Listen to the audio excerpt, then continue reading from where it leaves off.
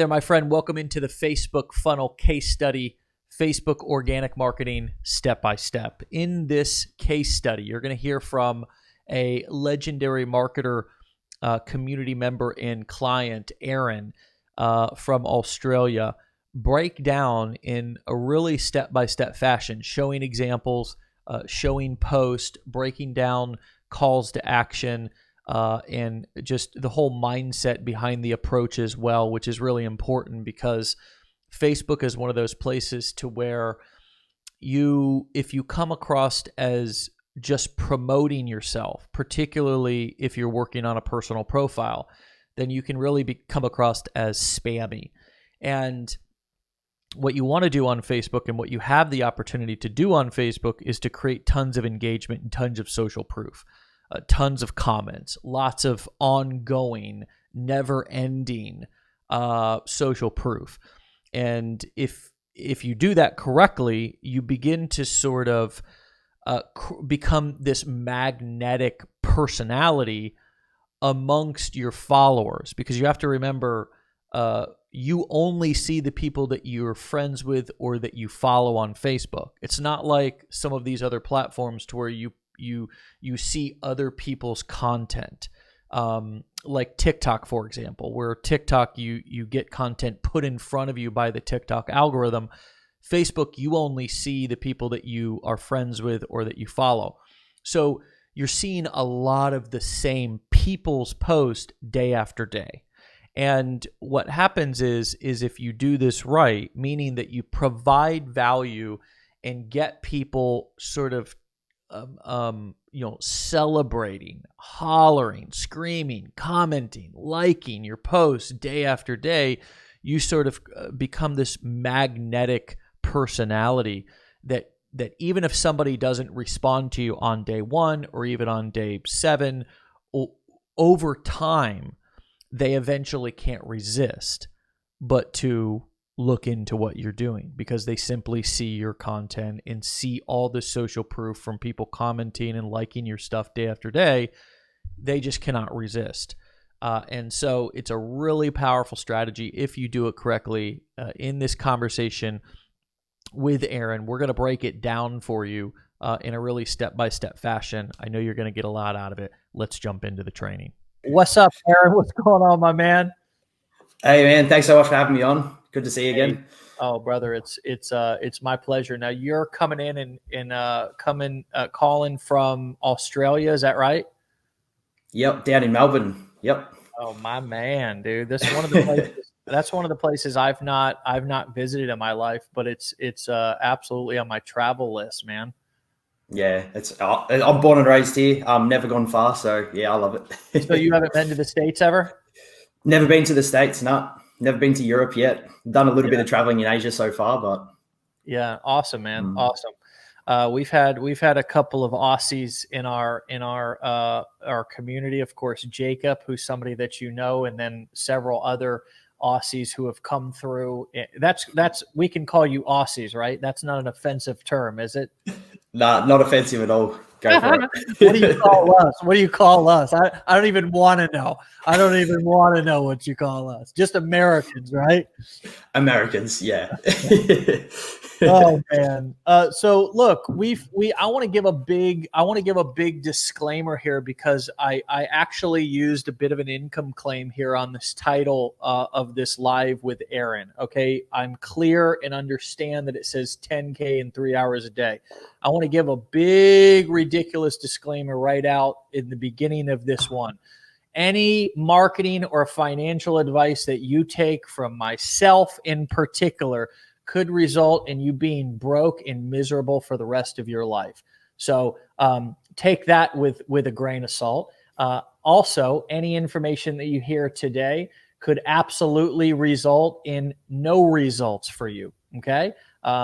Just because Aaron's made 10,000 with his work does not mean that you're going to make 10,000 with your work.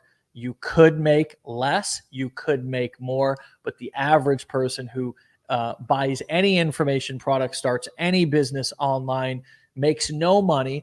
And I don't say this next part to be slick.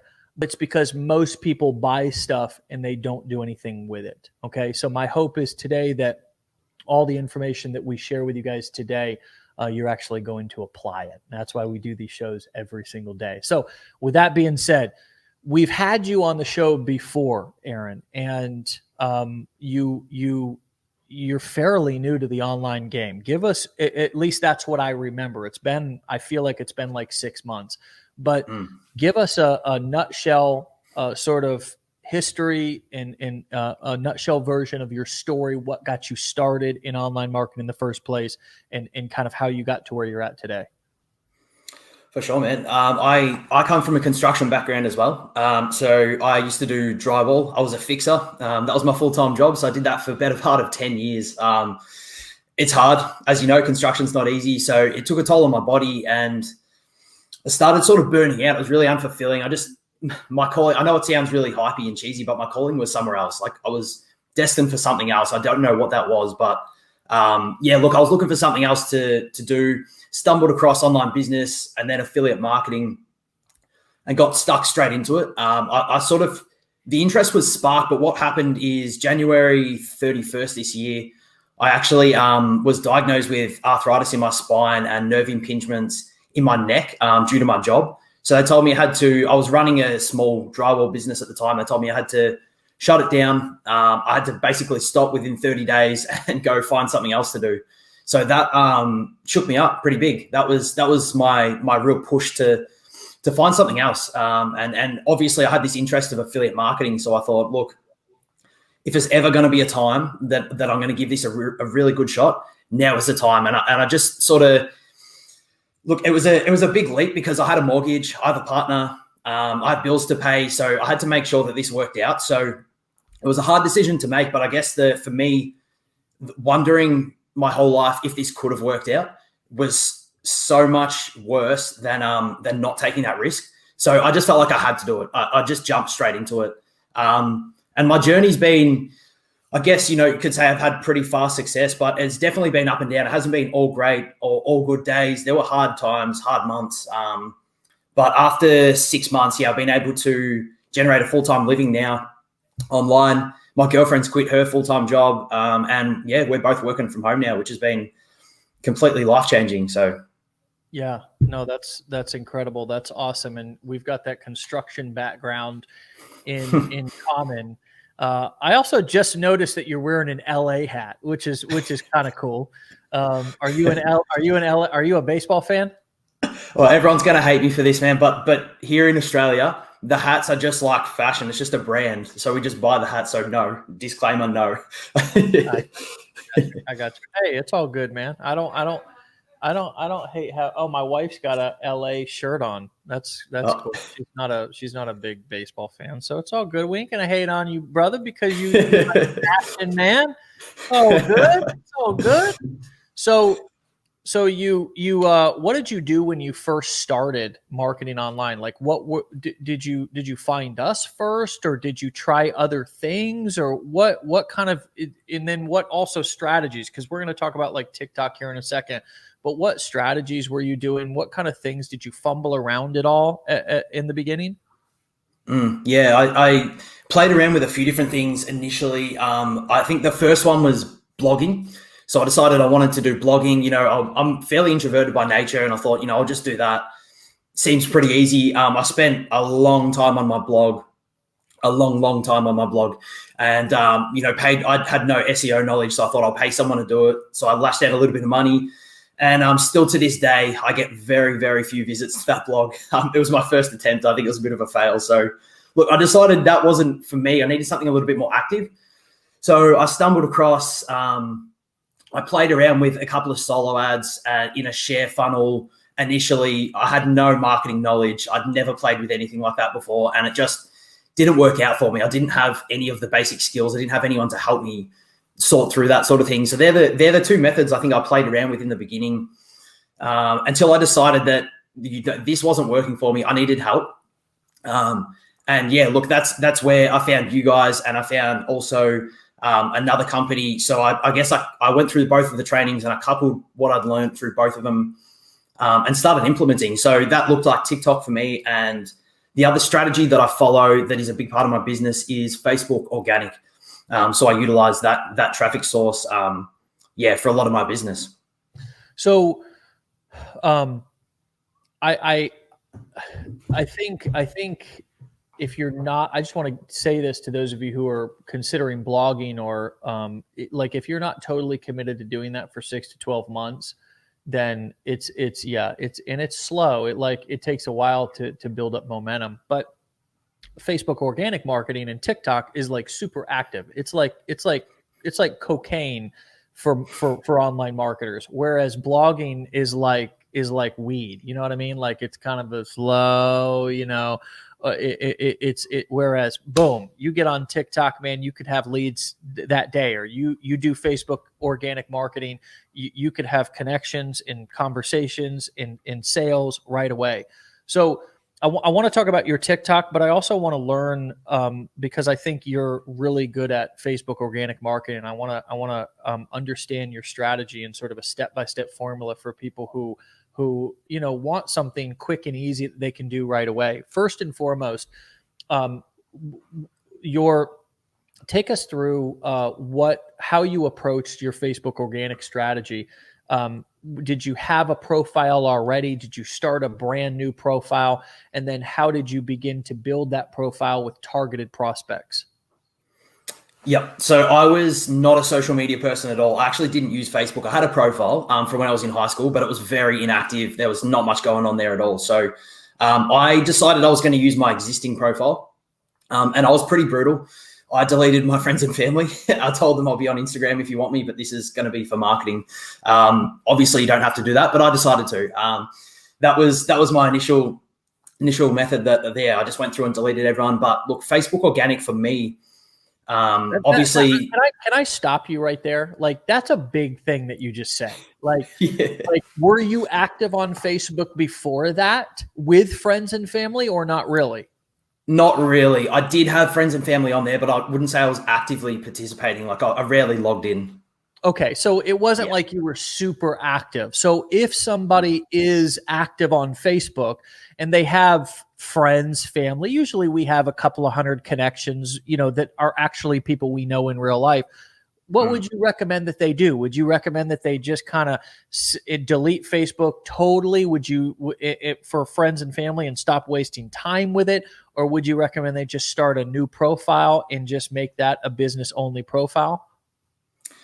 Yeah, there's a couple of different options. So I guess for me, I think for most people, they're not going to want to delete their friends and family. There's connections they may lose. And I think a good way to avoid that is either by segmenting your friends list. So there is a way you can segment your friends list so your friends and family won't have to see your marketing stuff and vice versa. Or starting a new profile can be a good way too. Yeah. You can segment your friends list. Yeah, you can. Yeah. Okay. Yeah, on Facebook. Okay. I didn't know you could do that. I'm sure we could just Google how to segment your friends list on Facebook and find that answer. Been playing around with it recently. They did what? I've been playing around with it recently because I had to redo it more recently, and it's actually quite simple. Oh, really? Okay. Well, why don't I just log in? I think this is such a big deal for people, man.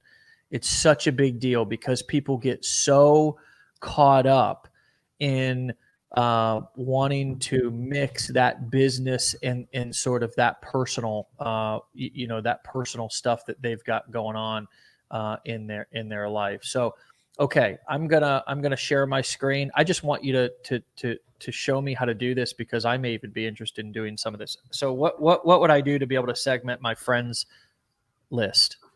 So to segment your friends list, on the far left, there's a menu. So you want to click see more just under your, so if you go, there, and it should come up with friends lists. Oh, yep. Really? So now you can create a list. Wow. And select who goes in that list. Would I have to, I would say okay, I see it. So I can't scroll through and pick. I can't see everybody. Oh, see all friends. Yeah, so it is a little bit clunky at the moment. but I could play Yeah. around with it. And when I go to make a post, I could say, don't show this post to certain people. Yeah, so you can select like the segment of your friends list that you want to see certain things. Yeah. Yeah, I see. Yep. I see. Okay. Custom, exclude people, right? These people or list. So I could exclude an entire list. Yep. Okay. Yep. All right. That makes that's probably the easiest way for most people to be able to simply start marketing without their friends and family having to be hounded by it all. Right, because it's like, gosh, I think that's just a big. I don't know, guys. Can you relate to that? You drop us a comment. Let us know. Can you relate to that? Is that something that you struggle with? Hopefully, segmenting your list of friends, which would probably take a good day or two to do, but it may be worth it because I think the strategies that Aaron's going to talk about are super effective, and you may want to implement. So now that you've got your profile, you made the hard decision. You said, okay, I'm going to make this all about business. Now you're starting with a blank slate. What did you do? How did you begin to fill your friends list with targeted prospects? I assume you've always sort of working in the make money online niche. So you needed to find other people who were interested in making money online. Maybe they were struggling. Maybe they were looking for a mentor, felt unsupported, etc. So how did you go about finding those people, and did you add them as friends, or did you just find a specific way to market to them without adding them as friends? What's the sort of process or theory behind the strategy? So the first thing you got to do is you got to build an audience, obviously, as you said. So that involves there's a couple of different places you can find friends to add, but as you said yourself, most of the time building an audience is about adding Facebook friends. So initially, the three places I was taught to look are Facebook groups, Facebook pages, and Facebook ads. Is quite a good one. You can actually check out the people who are engaging with other marketers' ads, and wow, that's basically where I looked. So you're right. I am involved in the make money online niche, always have been, and so it's just a matter of finding. It's important to know who it is that you're looking for. Like who's your target customer? I think it's important to have at least a basic idea of who it is that you're looking for, and then find them in these Facebook groups or Facebook pages. Look, from many months of experimenting, the best place to add friends for me has been Facebook groups that are specific to exactly what it is that I do. So organic marketing or high ticket affiliate marketing or something like that has been where I've had most of my success. Yeah. So do you find when you're specifically looking for people, because Facebook, if I'm not mistaken, will only allow you to add 5,000 friends, but an unlimited amount of people can follow you. So, right? Is that still how it works? Yep, that's right. Yep. Yeah. And you have to be somewhat careful with your Facebook profile that you're not specifically pitching stuff right from your personal profile, because Facebook would prefer you to use a page to do quote unquote hardcore business. So how do you go about like if I've only got 5,000 people that I can add, what should I want to make sure that I get the absolute best people. And I'm also thinking, Aaron, well, gosh, what if I have 5,000 people and then all those people have seen my stuff at a certain point? How would I refresh that list? So refreshing the list is important. Obviously, it's, as you said, you're very limited to 5,000 friends. To be honest, when we're promoting high ticket products is quite a lot of potential prospects. But at the end of the day, we do need a constant flow of new leads and to refresh that audience. So there's a couple of different things. And one is that adding friends never stops when you're in organic marketing, because you need a continuous flow. So it's important to keep that updated. And I guess the second way is it's important to go through your old friends. So a lot of organic marketers will run some automation software, or you can do it manually, where you actually find out who hasn't engaged in any of your content. And you can set on the software a time frame. And then most people will just remove those who are inactive and not engaging, because it means that they're not interested, obviously not going to be a lead, not interested in what you're doing. So that's the way that we keep the friends list refreshed, because as you said, it is important to continue that. But I think the process, as you said, like it's very easy. Like you see it everywhere. Marketers really pitchy, making offer posts constantly, things like that. And I think for me, that's not the method I've been used. We tried to leverage something called attraction marketing. So I'm not pitching people at all. I'm relationship building. I'm audience building. I'm getting to know people, and only pitching, quote unquote pitching, if it's a good fit. Like if someone is looking for a solution, if it is a good fit, then sure, you need to put your offer in front of them. But not before you've built up a relationship, some trust, things like that. That's like organic marketing doesn't work if you're just pitching on the first message or making offer posts constantly on your wall. It's all about building a personal brand, in my opinion. Building up some trust and authority, goodwill with your audience, so that you can be at that point where you can make recommendations that will actually be listened to. We'll talk about how you sort of create authority here in a second, and how you specifically where you make posts and how you sort of attract people to you. But I want to take a couple of steps back. Is there any specific software that you use or recommend to be able to filter through people who are inactive? There's one that I use. It's actually a Chrome suite, so it's 6 different extensions. But yeah, there is. It's called Facebook Social Accelerator. Facebook what? Social Accelerator. My man, Facebook. It's FB Social Accelerator. Yeah. Oh, okay. FB. So yeah, because they don't want to infringe on that big name, boy. Because if they do, you could be in trouble. All right. So is this a free thing? It's not. They do a $1 trial for 7 days. Okay. Oh, I see. Is this I wonder if this has got an affiliate program. It does. Oh man. Dude. Do you got your affiliate link handy? Yeah, probably do on my Bitly. Yeah. Hey man, we'll share it with everybody, and you can, maybe get some affiliate sales from this live. We appreciate the tips. No worries. Yeah, just check it out and see if you have it, and we'll drop it in there to everybody. So now let's talk about you could just drop it in the chat, just straight off, man. And Easy. You guys, Aaron will drop a link into that Facebook Social Accelerator, and I think I'll pick that up through your link today as well. Man, Randy says this has to be one of the most powerful wake-up calls. All right, Aaron, you're on a roll, man. I think you're gonna get some new fans today, man. Some new followers, some new, some good quality engaged people on your list, man. You got your last name's so hard to spell, though. You know what I mean? Like it's like one of the hardest names ever to spell. How do you even pronounce it? I didn't even try. It's Shokovich. I know it's from a personal branding perspective. It can be a bit of a pain, that one. All right. So one of the best places. So I love so we're going into groups. When we go into a group, so say we join a group, and guys, just go to Facebook. Okay. Type in affiliate marketing, type in high ticket marketing, type in Facebook organic marketing.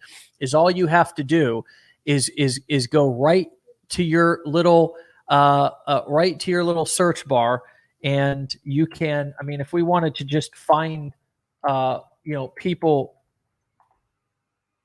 right? Look at this. It's already popping up, Facebook organic marketing. We'll go right here to groups, and here's one with 15,000. That's Spencer's. We can go in and start poaching his group. 7-figure coaching secrets. Okay. We've got affiliate profits mastermind. Traffic and funnels, 29,000. ClickFunnels Avengers. ClickFunnels has got 255,000. The super affiliate collective. Okay. So how do I go into these groups, Aaron? And excuse my language, cover your kids' ears for this one. How do I go in, Aaron? I don't know if this is a term in Australia, and not look like a douchebag. How do I not look like a spam machine? Talk us through, how do I feel like going into a group is sort of like walking into a party. How do I not make an ass out of myself in the first, couple of hours and sort of scare all of the ladies or the guys away? Look, there's a couple of different ways to not scare everyone off. I think the first one is it's important to optimize your Facebook profile. And I know this doesn't relate to the group, but it's important that when you're sending out these friend requests, people can click on your name and see that you're legitimate. You're an online marketer, you present well, you look professional, you're not spammy or anything like that. I think that's a really important part to make sure you got covered straight up. But look, it's all a matter of, so we're not coming into these groups again to pitch. Like, we're not sort of jumping into here and just trying to sell everyone. We're here to build relationships and offer value. So a really good way is, and I'm sure you would have seen them in many different groups before, is a value post. So just offer value to the audience.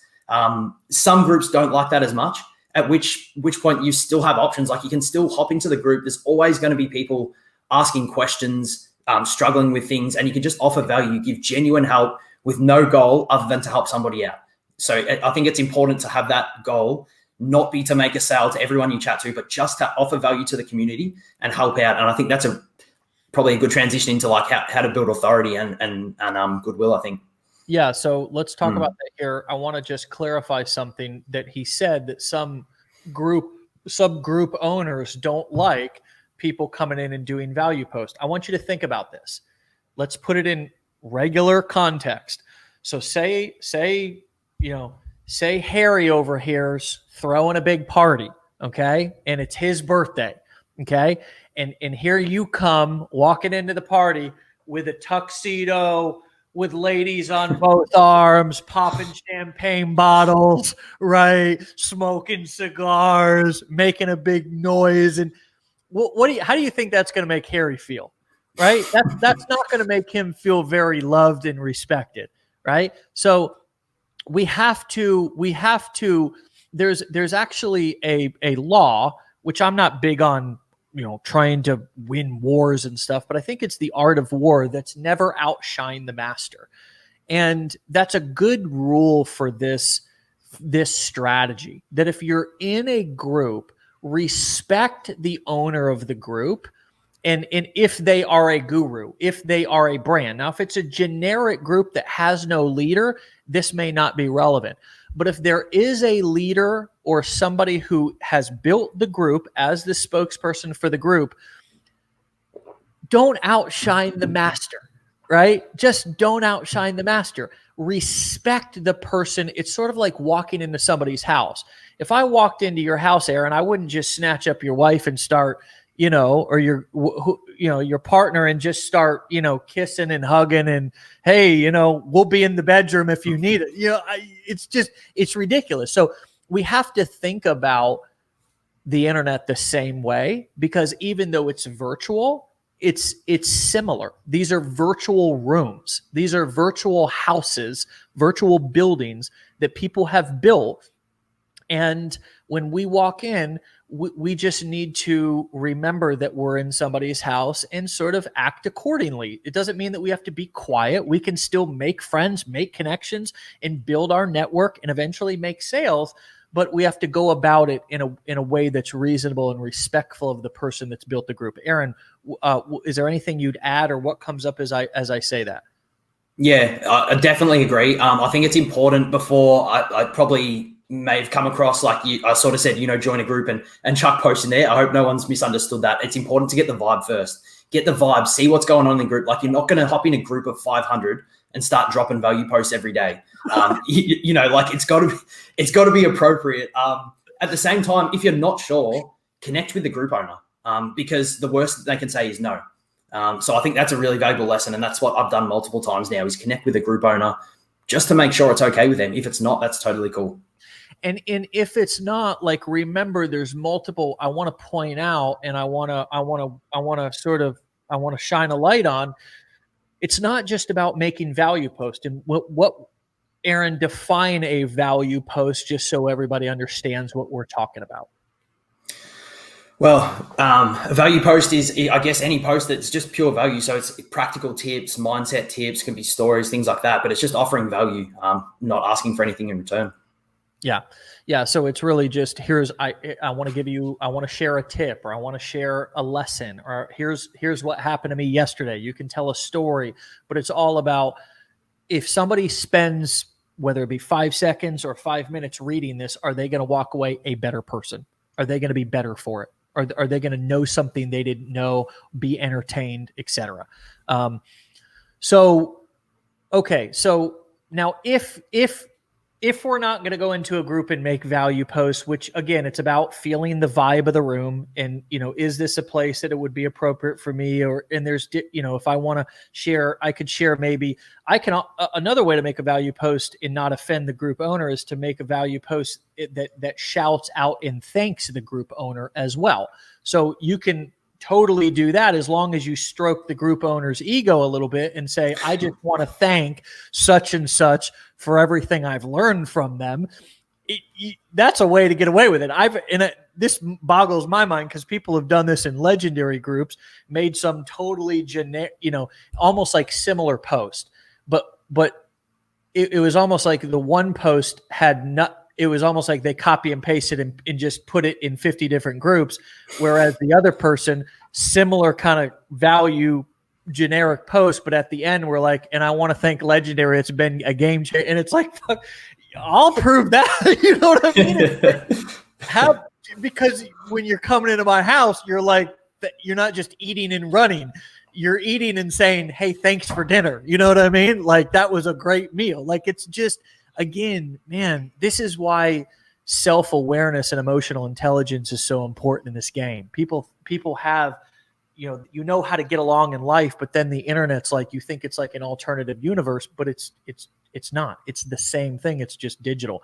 So, okay. So now let's transition into the part that you said would make sense to talk about next, which was, building authority.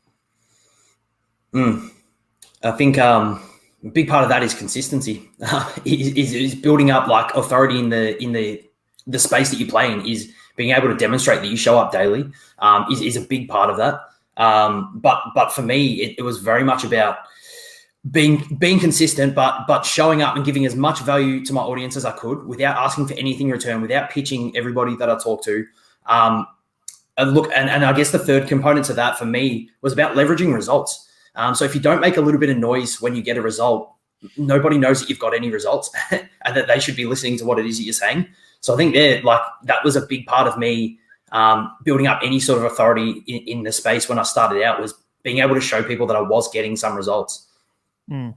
Yeah, that's very well put. That's very well put. And there's a way that you can leverage results, guys, without being a, kind of an egomaniac. I keep going back to this sort of douchey kind of like vibe. You know what I mean? Like, you can, like what I did at the beginning of this webinar, like I knew we were going to talk, like at least the title, I gave a disclaimer. It just makes it real. It brings it down to earth. Like not all people are going to get results with this, or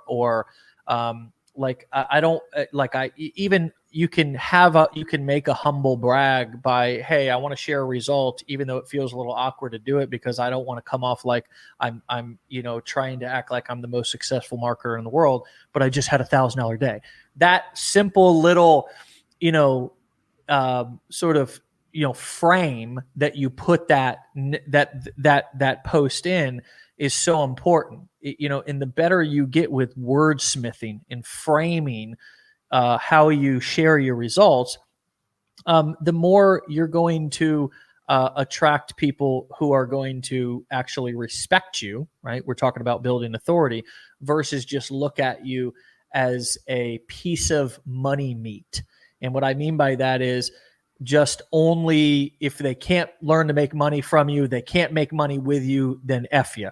Whereas we want to be human to people. We want to have a human element. And that's why I call it money meat. I don't want anybody to just be looking at me like a piece of money meat. Like if I can't help them make money, then they just assume see me dead. I don't want to be that guy. I want to be a guy who actually shares some of my heart and soul, respects people, keeps in mind that even though I'm getting results, they may not be getting results, and that I want to come off with an empathetic and compassionate tone. I can challenge people. I can speak strongly when at certain times, but I don't want to come off as sort of like an arrogant asshole, if you will. Anything that you would add to that? You pretty much nailed it. Yeah, I think going back to something you said before is it's just important to remember that the same rules apply in real life as they do on the internet, and just be a real human, like be genuine with people. You wouldn't, jump in someone's front door and start pitching them when you've never met them. So don't do it on Messenger. I think just, make sure the same rules apply. Yeah. All right. So now let's talk about sort of the next steps, consistency, but how do I ultimately get somebody to how do I make money from all this? This all sounds great, but how do I actually, what is the goal? Is the goal to get them into a one-on-one conversation? Is a goal to get them to type more info on one of my posts? Now that I've got the right bait and I found out where to actually fish, how do I actually bring people in the boat? A couple of different methods. I think content is a big part of it. So it's important to be consistent with some sort of a content formula. There's plenty out there. Most of them probably work. But you need to be following some sort of a content formula for starters. And that's what will generate inbound leads quite often, which is really powerful, as you know. But in order to monetize this whole thing, you have to have an offer. So it's as simple as that. You need to have an offer, and high ticket. I don't need to speak about high ticket on this show. It's the way to go. High ticket is definitely the way to go, especially when you're doing Facebook organic. You have a higher chance of it, leading into a high ticket sale, and then it's worth your time. So look, to put it simply, you need an offer. You need an offer behind it. How do we get to making sales? We build relationships. We get to know people. We post consistent content. And then if somebody has an issue, we've got to know them. They'll open up about it. They're struggling. Maybe they're struggling in their affiliate business, or they don't have enough time and they need some automation software or something like that. That's a problem we can help solve. So because we've built up this relationship, we've been consistent with our content, so we've got some sort of authority and goodwill, then we can make a recommendation and say, look, based off what you've told me, it sounds like this would be a good fit for you and it would solve, X problem. That's like, to break it down really simply, that's how we monetize this. So I'm looking at your, I want to talk about your page itself, because I think this is a big missing piece that I want to make sure that we talk about, because, once I have somebody on my friends list, which you're at 4,741 friends, you've got 1,600 people that are following you here, now all of a sudden they're seeing you in their news feed, which is ultimately where, a lot of the relationship gets built. It's also even where you see, people's posts inside of groups. I mean, the news feed is ideally where everything goes down. I mean, most of the time people are not logging into Facebook and going into groups. They're seeing posts from groups, freaking political stuff. I'm telling you, man, I just unfollow people, man, just like that. If they're doing political, propaganda, I just unfollow them. I literally have unfollowed probably 2,000 people this year, man. Sorry if I unfollowed you. If that's what you're doing, if you use social media for political reasons, I don't have time for you. Okay, back to the regularly scheduled program. Aaron, would you agree? Would you agree that once you have somebody on your friends list, that you are connected to them, this is where they are seeing the majority of posts? Or do you think people are logging in and going to their groups and then going into groups that way? I think a majority of the relationship building with your audience will be through your profile, through the newsfeed, through your content showing up. I think that's going to be a big part of it. Yeah. So now that I have people on my friends list, I need to really focus now on how do I make valued driven posts that generate lots of engagement, right? Comments, likes, lots of comments here, that sort of tell a story. I mean, on your profile page, you can post anything you want, right? So now that I've started to generate friends and followers, Aaron, what do I need to be posting on my Facebook profile in order to in order to build the bridge to them wanting to comment and even potentially reaching out to me via Messenger, or making it so if I reach out to them via Messenger, they're like, oh, wow, this is a big deal to be talking to you. Yeah, it's really important to lead with value, and the main focus of your Facebook post should be value. It really needs to be like that. That's got to be a big part of it. But there's a couple of other types of posts you can do to sort of build goodwill and authority with your audience, and one of those we've already spoken about is like a results type post. But another one is something really similar. Something really simple is just a lifestyle post. So you saw. Further up my feed, a picture of my family, me having dinner. That's a good example of a lifestyle post. So that's just me sharing a window into who I am as a person, and humanizing myself. Like I'm just an average guy. I'm just an average guy from Melbourne. Went out for dinner with my family. Like I think it's really important to be able to get people to see that you are, you're not some what did you call it? Money meat. Like I'm a real human. Money meat. Yeah. I just came up with that today, by the way. So yeah, that's not the old money meat. I quite like that one, but yeah, look, it's important to be sharing. So value stories, like practical tips, mindset breakthroughs you've had, give people a window into your life, who you are as a person. What are your hobbies? What do you do with yourself? What does your past look like? Share results when you have them, share team results. And look, that's makes up the basic backbone of my content strategy. But on top of that, I guess to get people to reach out, you need to have a call to action. So a lot of people when they're starting out, and I'd probably recommend keeping it pretty softer when you're starting out. So, if you'd like more information on this, drop me a message saying info or something simple like that. Like it doesn't need to be complicated. Yeah. So I wanted to break down just two posts here that I think are really, really kind of will make it make sense to a lot of people. And I want to read your writing if that's okay. Yep. So on November 1st, you posted January 31st. And this, from just skimming it, is more of like an inspiration look into your life and heart.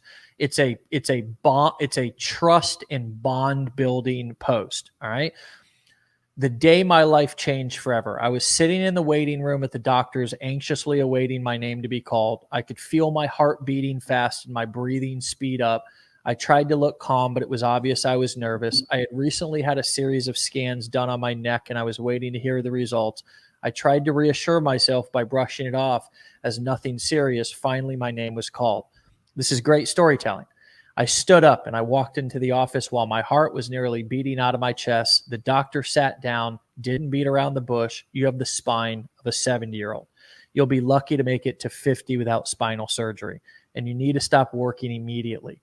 It hit me like a ton of bricks. My entire lifestyle had been ripped out from under me. My vision of my future had been flipped on its head. I nearly cried on the spot. I was so scared I could barely hold on to it. What does this mean for my future? How was I going to keep the roof over my partner's head? How long till I was bedridden?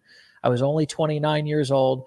Was I even going to get to enjoy the rest of my life? I walked out of there feeling like I had just been given a life sentence. As I sat down in my car, something clicked in my head. There was absolutely nothing I could do to change the situation, but I had one important choice to make. I could be a victim. I could be a victim and spend the next 40 years feeling sorry for myself, or I could focus on what I control and make this injury my bitch. Luckily, I chose the latter. I decided then and there that I wasn't going to be a victim and let this run my life. I was going to do everything I could to fight it and not let the diagnosis dictate my future. I learned an incredibly valuable lesson that day. When life throws you a curveball, you still have a choice how you decide to react to it. You can feel sorry for yourself and resign to the circumstances, or you can get the fuck up, focus on what you can control, and refuse to be a victim. Your business is exactly the same. You're going to have shitty days or situations happen to you along the way, but how you choose to react to them is going to dictate the outcome as you get long-term. Stop focusing on what you can't control, playing the victim. Put all your energy into what you can control and do everything in your power to attract positive outcomes. The mind is its own place, and in itself can make a heaven of hell, a hell of heaven. It's all about perspective, Aaron. So that's awesome, man. So that is your spine, put you out of work construction story. And who would have thunk, Aaron, that having an injury that some men might be afraid to talk about. Some men might think, oh, that makes me weak. I don't want to share any of that with anybody. There's something wrong with me. You have taken that struggle, turned it into a strength, and used it as a way to share your story in an inspirational way. And when somebody reads that, they're better for it. How have you, how did you change your mind to realizing that your mess could actually be a message? Did that come natural to you, or did you need to reframe your life and your past situations to be able to realize, oh, I can use these as strengths inside of my business? Look, I haven't always had that perspective, that's for sure. It's something I've grown into it and realized that I could use this sort of stuff. But I've understood from very early on, just from being like in the space and seeing other marketers, that stories are incredibly powerful, like really, really powerful. So I think when I started marketing, I committed to share my journey and to be open and honest about everything and not hold anything back. And I think that's probably the perspective I came in with. Yeah. So now I want to look at one a little bit shorter, but actually gives that soft call to action. Okay. So this was the day before that post. 2 reasons why high ticket is too hard to sell.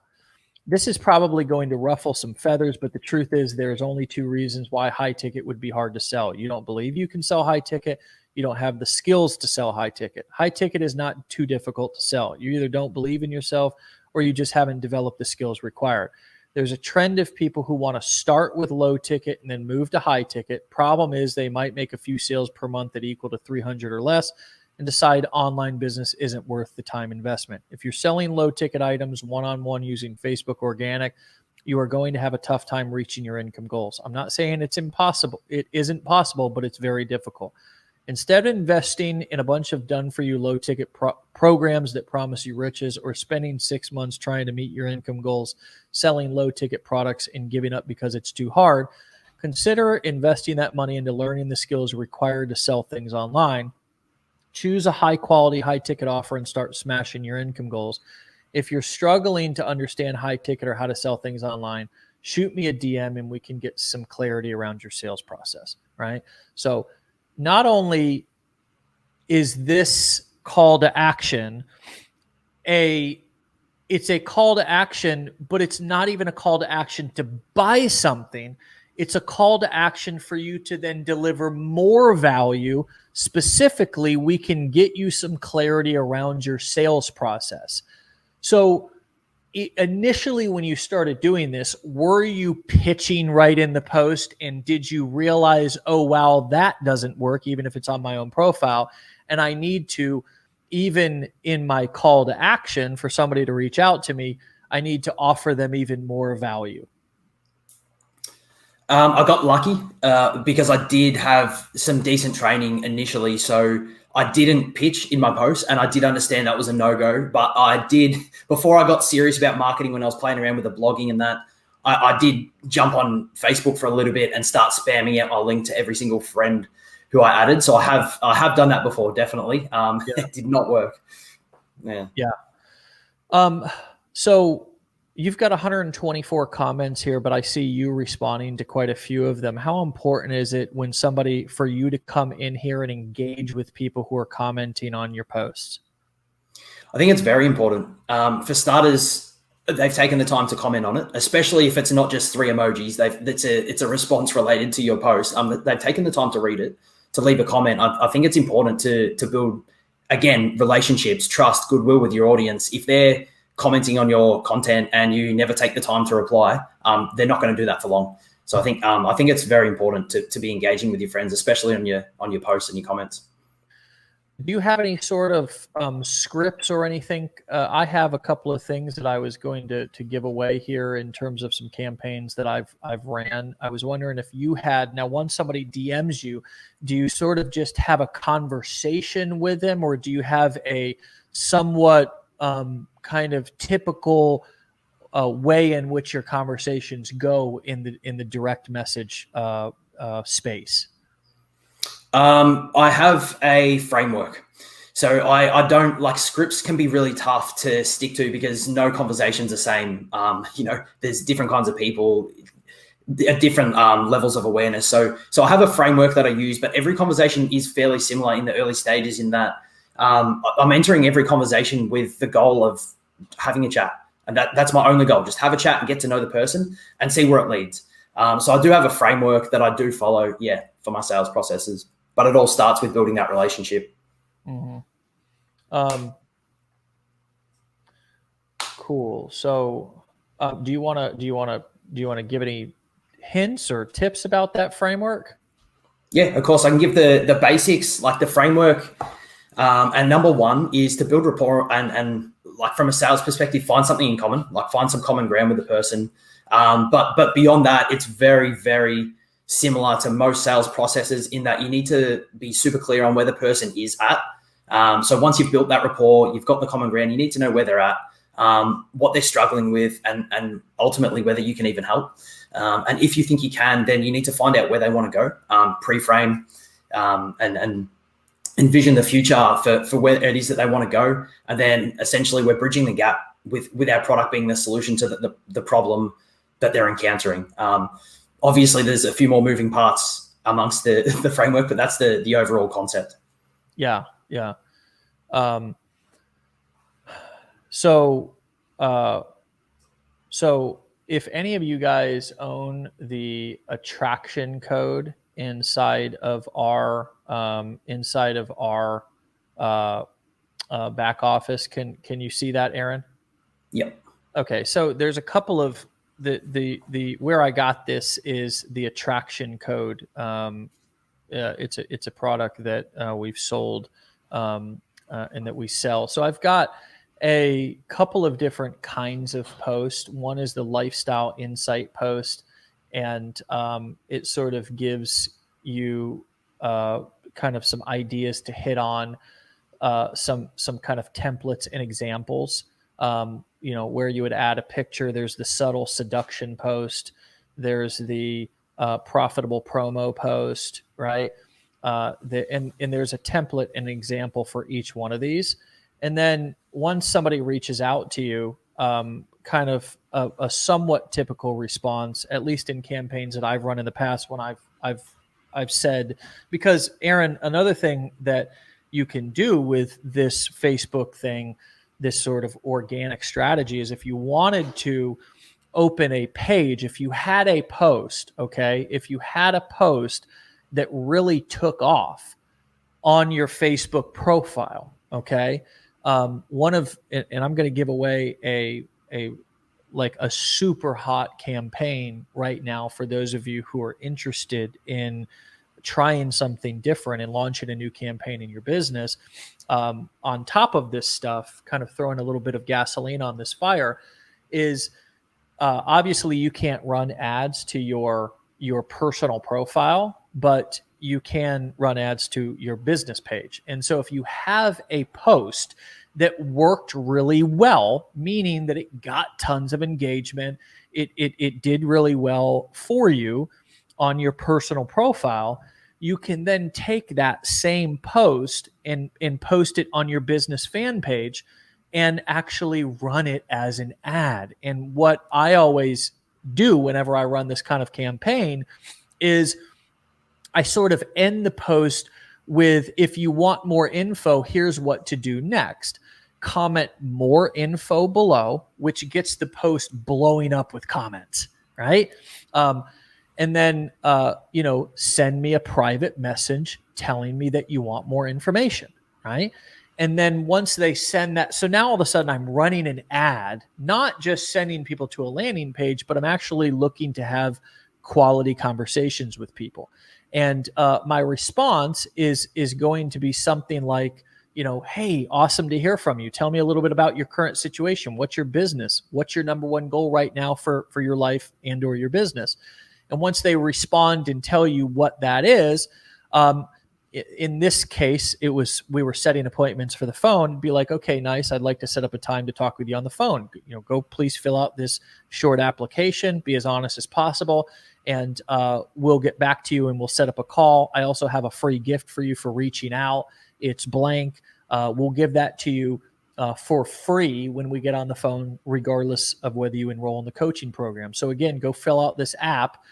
And we'll do our best to email you back within 24 hours. And of course, you could send them to a calendar to book a spot. You could take them to you could have them go watch a video and message you back once they got done doing it. But one of the cool things that Facebook allows you to do on your page is you can actually set up inside of the sort of messenger. Inside of the messenger, these automatic responses, right? And so when you have somebody who and I'm not sure if this is exactly where you set up the automated responses, or if, hold on, let me go back over here, and see, let me see here. Hold on.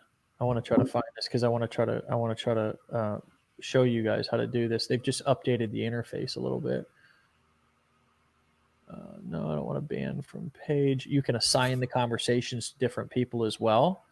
I think it's right here. Insert saved replies. So you can see that we've got these first responses. And that's kind of a copy of the first response that I just showed you. But basically what you can do is you can set up these saved responses. You can add new ones, right? And these are all the different saved responses that we have inside of our fan page, right? So this is like a first response when somebody reaches out for more info. If somebody says, hey, how can I work with you? But then in that particular campaign that I just showed you, we've got all these different kinds. Has no money after first message, pay plan response, right? Reignite camp responses. First reply, missed the appointment. If they say no, if their finances are questionable, send this. Say they want a calendar link, right? Ready to schedule a call. And the cool thing is it'll add in their name. So it's not like you can see this person's name is SK. It inserts their name all into these responses, and you can do that. You can do that by adding personalization to the reply, right?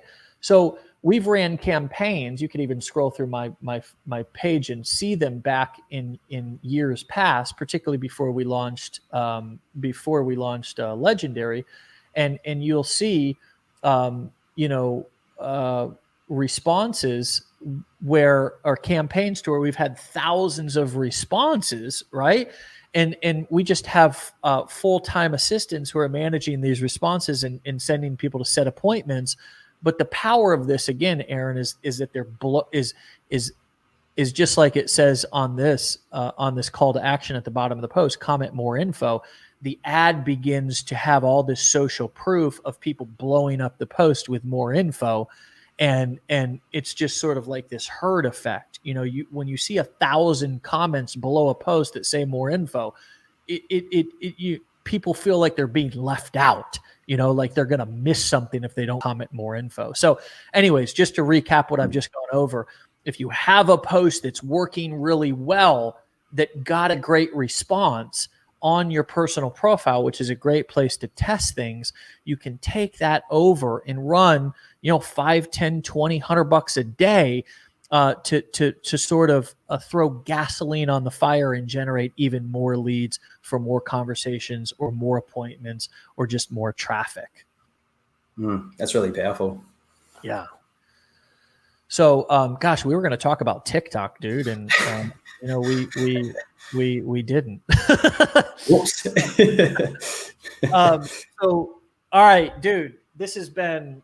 Anything that you would add to any of this? And, you know, I just talked there for about 10 minutes straight, but hopefully that was valuable to people. And anything that you would add to sort of wrap up this, and then I'm going to have to somehow manipulate you, twist your arm, something to come back on, and we'll talk about TikTok at another time. But anything that you would say to sort of complete and wrap up this incredibly powerful conversation that we've had today. Most people would charge for a conversation like this, and we've just you know, we're such nice guys. No, this is marketing, guys. Come on, this is a value live, right? This is an example. I mean, we're doing exactly what we're talking about here. Aaron knows that coming on to this show, providing value, he's going to get people who are going to now come into his network. He's not doing it because he wants anything from anybody, but he knows that this is playing the long game.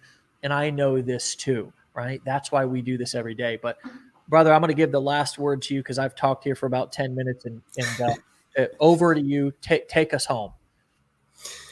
Look, if anybody is trying to get organic marketing going, it's like a matter of a couple of things, like value first, always value first. Expect nothing in return. Don't go into these conversations. Don't put a value post up with the only goal being to make a sale off it. Expect nothing in return. Always lead with value and make a commitment, because as you said earlier, like with blogging can be great if you can make that commitment to stick with it. And organic marketing is the same. If you are here one day and gone the next, it's not going to work for you. You need to be consistent, and you need to make a commitment to see it through until it works. That's as simply as I can put it. Yeah. Well, awesome, guys. Some of you have asked for this little template that I was just giving away. Or I was referencing. I'm actually going to drop that right in the comments. So you'll have to scroll down to find that in the comments, but I just posted in the comments, and you can grab that and you can take a look at some of those example posts and those structures and of how, you know, just to give you more ideas for what to post once you've sort of built up your audience a little bit and you're looking to post there on your profile to sort of add value and so forth.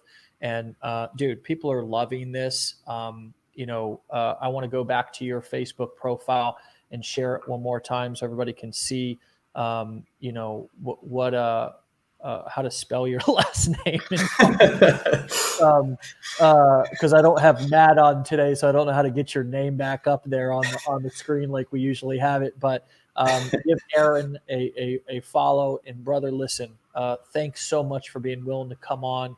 I know you're doing a lot, and you've now become busy in your marketing career, and that's a really, really cool thing. I want to congratulate you for all your success, and I'll talk to you real soon, my brother.